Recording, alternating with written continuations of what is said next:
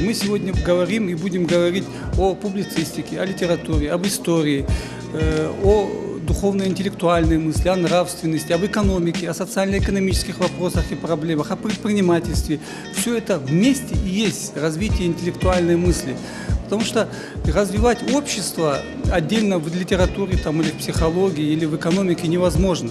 Только когда все эти специалисты из разных сфер садятся за общий стол переговоров и общаются, рождаются вот по-настоящему великие мысли.